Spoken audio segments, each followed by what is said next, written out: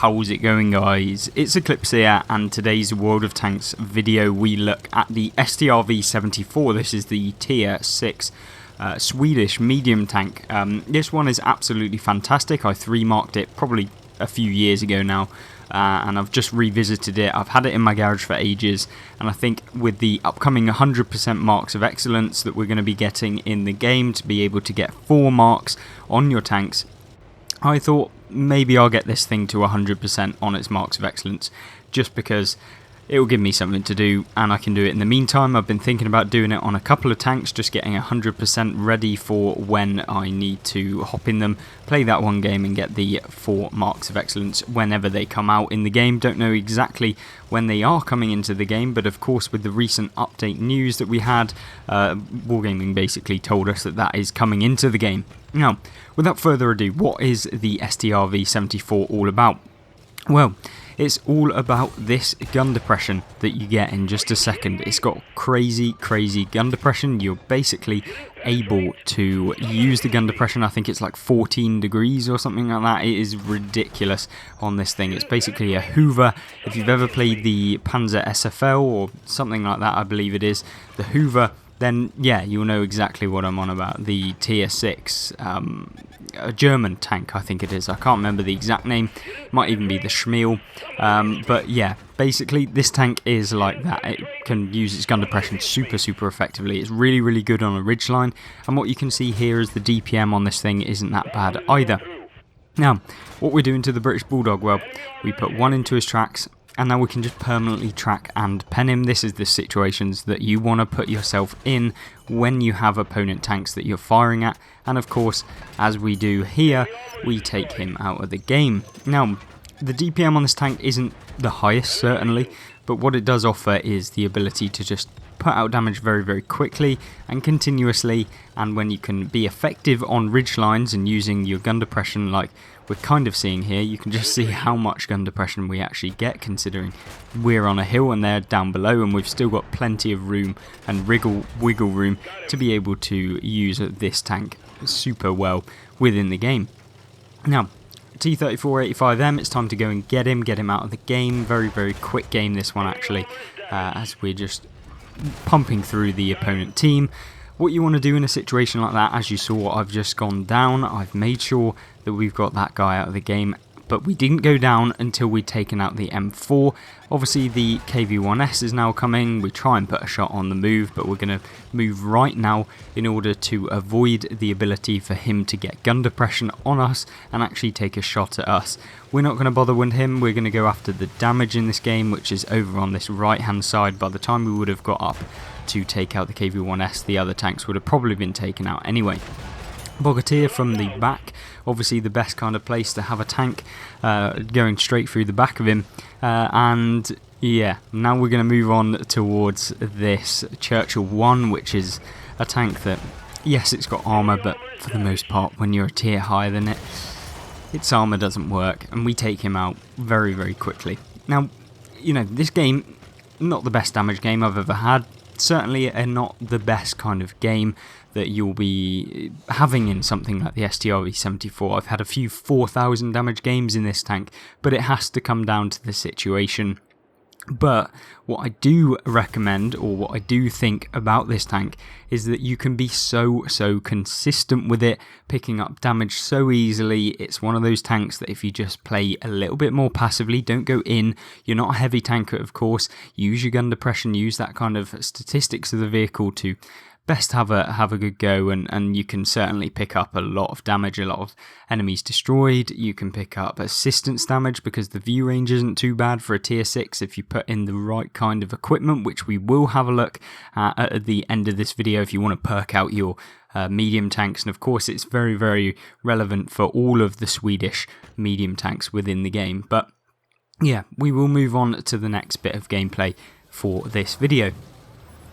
The next gameplay is here on Cliff, of course. This one is one of my favourite maps, I guess, in the current rotation at least. Of course, Redshire isn't in the rotation right now, which means that this one's been bumped up a little bit until that comes back into the game. But the new maps are coming back into the game, so if you are interested in getting your hands on some of the new maps at the end of this season, So it's not actually too far away. I think it's only like 3 weeks now, or 2.5 weeks away until the end of the season, something like that.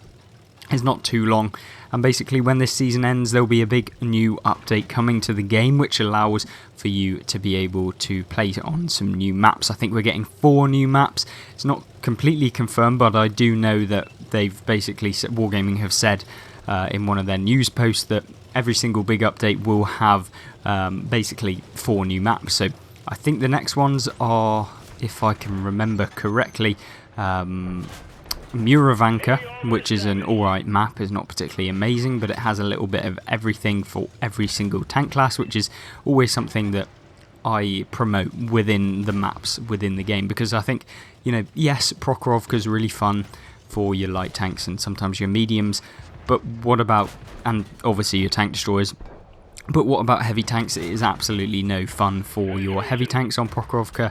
It's not really that competitive. If you are in a heavy tank, you're just at a massive disadvantage, and that's just because of the map. Same with things like Himmelsdorf and artillery. It's not very fair. I don't like the fact that some classes are just completely useless on the different maps, and I think that, you know, if you can make an area of the map that's good for every single tank, then that's good, but for the most part, I think some of them are pretty bad as they currently stand.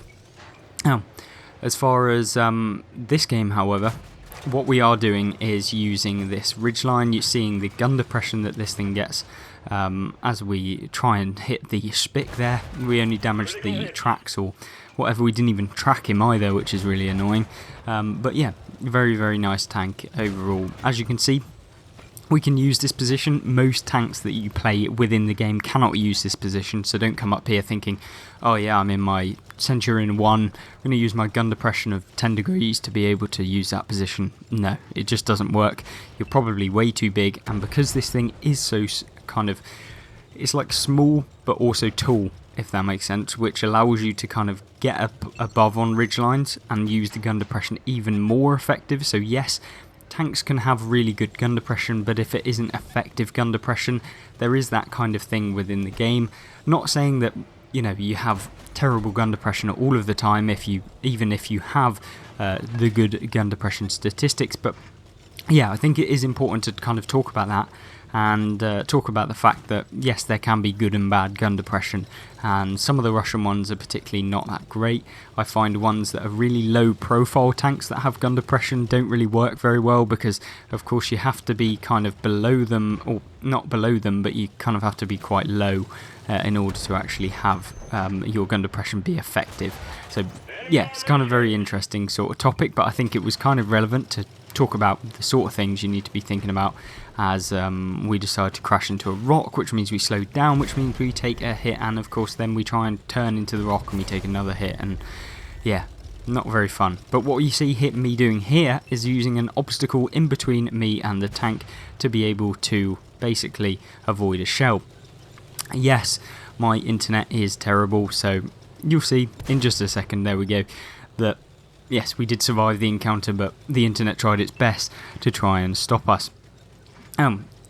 This game's gone pretty terribly, and I think that's the reason why I picked this game, to showcase to you about positioning. And yes, I'm in a tier 8 game, I'm in a tier 6, this is the majority of games that you'll probably be playing in tier 6s on World of Tanks, and that's just because there's a lot more tier 8 premium tanks and tier 8 tanks within the game. They take a lot longer to grind through, hence why there's less tier 6s in the rotation or in the queue at one time, which means that yes, you're going to be coming up against higher tier tanks every single game pretty much, unless you get in that one lucky game where you manage to come up against tier 5s.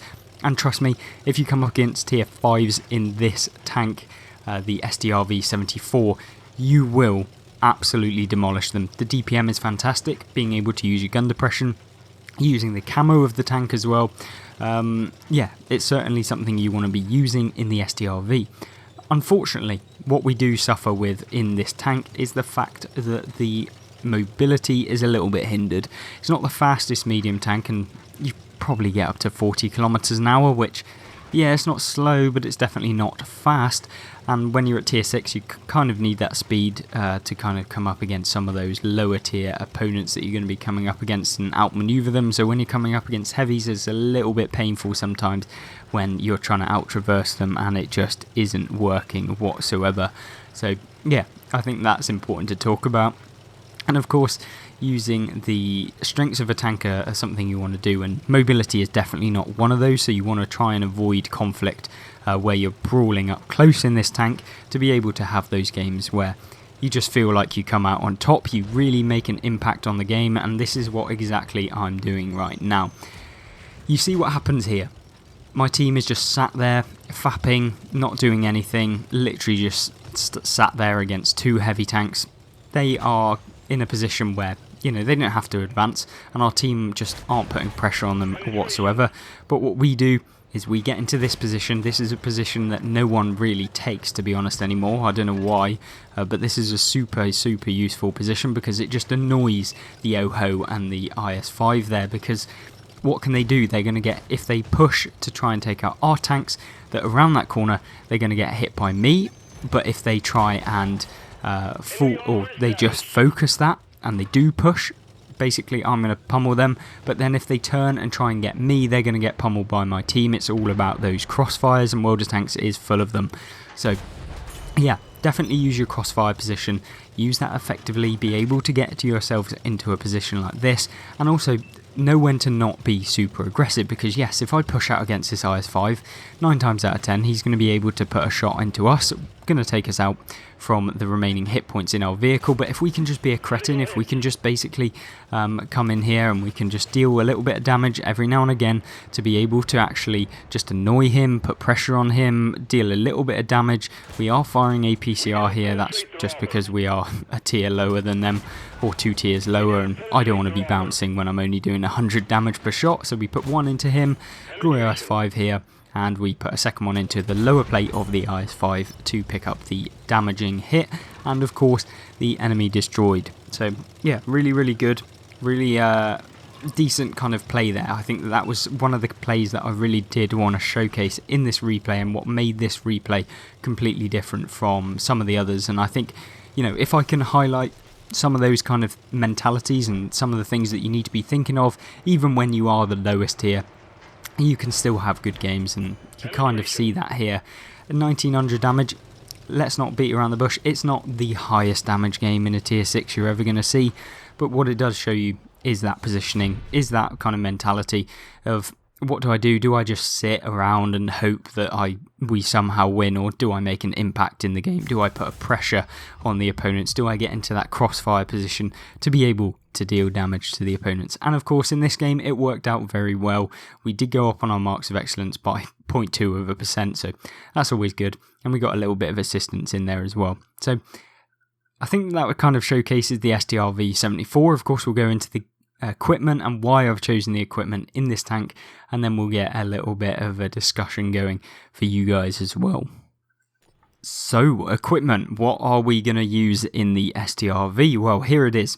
We have gone with advanced loader, we've gone with improved ventilation, and we've gone with advanced optics. That allows us to increase the view range, allows us to improve our DPM so we can dish out the damage as quickly as possible. And of course, when you've got 150 damage reloading in every 3 seconds, you've got some nice DPM there overall for the whole minute. Really nice to see how well this tank plays in game after update 6.0. I think it's probably not as good as it was previously to update 6.0, because it did have really good accuracy to begin with, and yes, you can improve the accuracy, but now it's kind of pointless to be honest with you, just because, yeah, it's not really relevant anymore. I think that this tank can really benefit from using the view range and using the concealment, so I guess you could swap out ventilation for advanced concealment, because what that will do is allow you to outspot your opponents from greater distances. It allows you to remain undetected, which is a key feature of this tank because of the armor model right here, because you literally don't have armor. 55mm on the front means that every single tank that you play against will 100% pen you through the front, unless they hit a mantlet or at you at a ridiculously weird angle to be able to actually bounce. So yeah, very unlikely to actually bounce. As far as consumables, obviously the usual, you want enhanced repair kit, med kit, and enhanced rations. Of course, you could swap that out for a fire extinguisher if you do not want to get set on fire at all. But for me personally, the enhanced rations is something you cannot miss. To be honest, I would rather swap out a med kit for a fire extinguisher if I really wanted a fire extinguisher in the game. So yeah, that's kind of how important I think combat rations are in this current meta on World of Tanks. So yeah, definitely something to think about. As far as rounds, they are kind of limiting 42, so it's a little bit annoying, but this tank overall is one of my favourite tier 6s in the game. It's so strong in game, you can definitely have some fantastic games, and as you saw, we can pull off some victories against higher tier opponents and the same tier opponents as you within those games that you've just seen. Of course, let me know what you think of the Strv-74. Have you played it before? Have you given it a go? Are you going to give it a go after this video? I'm very, very interested to see what you have to say. Even stock, this tank was fantastic, but definitely when you get the fully upgraded turret, that's when it becomes an absolute nightmare to play against, and one of the best tanks at tier 6 in my opinion. Thank you very much for watching, and of course thank you very much to all of the channel members for supporting the channel a little bit extra, and yeah, really do appreciate it. Hope to see you in the next video. Goodbye.